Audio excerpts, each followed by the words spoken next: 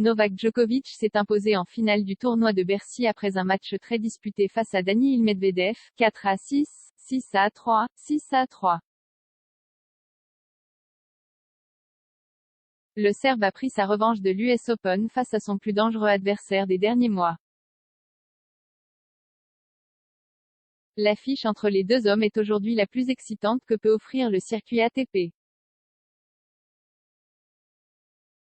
À Bercy, c'est un match qu'on s'est tâté à l'hiver avant de se lancer et Dieu sait qu'on aime le tennis pourtant.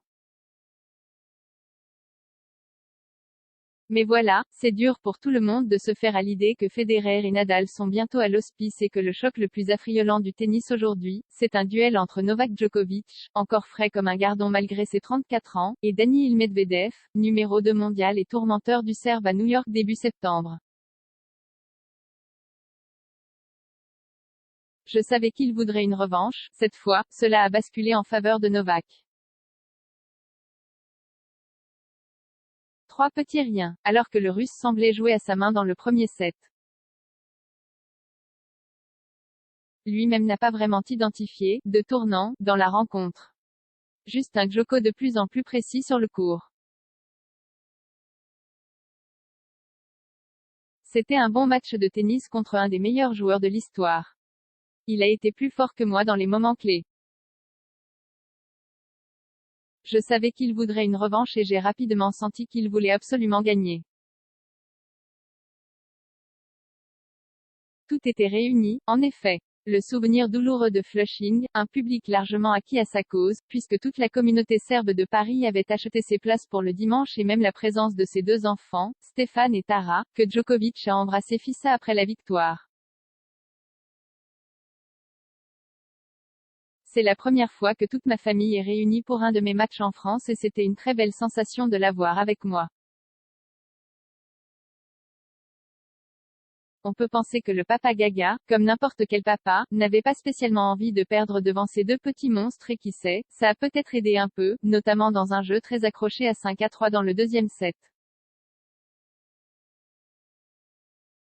Un joueur qui tire Djokovic vers le haut, on frôlait alors une qualité de jeu indécente, avec d'un côté la couverture de terrain impayable de Daniil et de l'autre les élans offensifs de Novak, qu'on n'a jamais vu aussi aventureux au filet.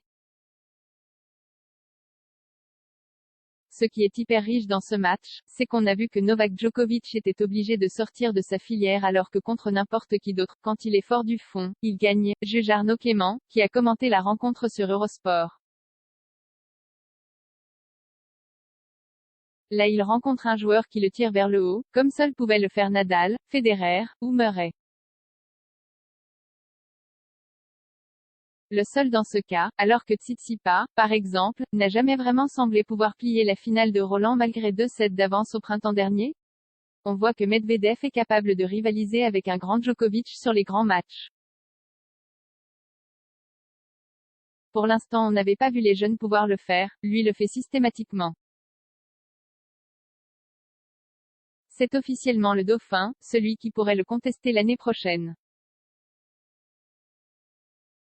Celui qui le rend meilleur, alors que les glorieux adversaires d'antan sont bientôt rangés des voitures. Personne, d'ailleurs, n'a forcé Djoko à parler d'une rivalité qui s'écrit, dans son discours de victoire, non sans avoir pris le temps de demander la traduction précise de sa pensée à Sébastien Grosjean, venu remettre le trophée du vainqueur 20 ans après sa finale. La rivalité du futur. Les 2 hommes s'étaient d'ailleurs entraînés ensemble récemment dans le sud de la France, où ils vivent à l'année et le secret avait été bien gardé sur l'issue du set d'entraînement disputé par les 2 hommes. Un tie-break très serré, a simplement voulu lâcher Medvedev dans la semaine. Commentaire de Novak, après sa victoire dimanche, Daniil n'a pas de point faible dans son jeu, il a beaucoup amélioré son coup droit et il est capable de prendre le point à son compte, sa défense est extraordinaire pour sa taille. Je pense que c'est le leader de la génération qui arrive, il se rapproche de la place de numéro 1 mondial, je suis sûr qu'il y parviendra un jour.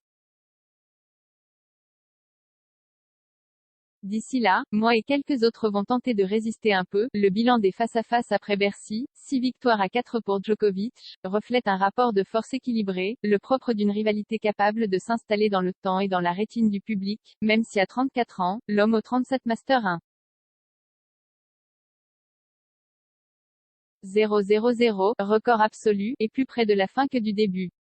Quand on connaît Novak, je pense que c'est impossible de dire qu'on a pris un ascendant psychologique sur lui.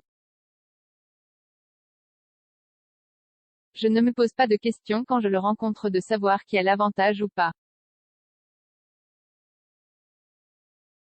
C'est ça la vie de compétiteur. Prochain épisode à Turin, pour le Master de fin d'année. Prévoyez le popcorn.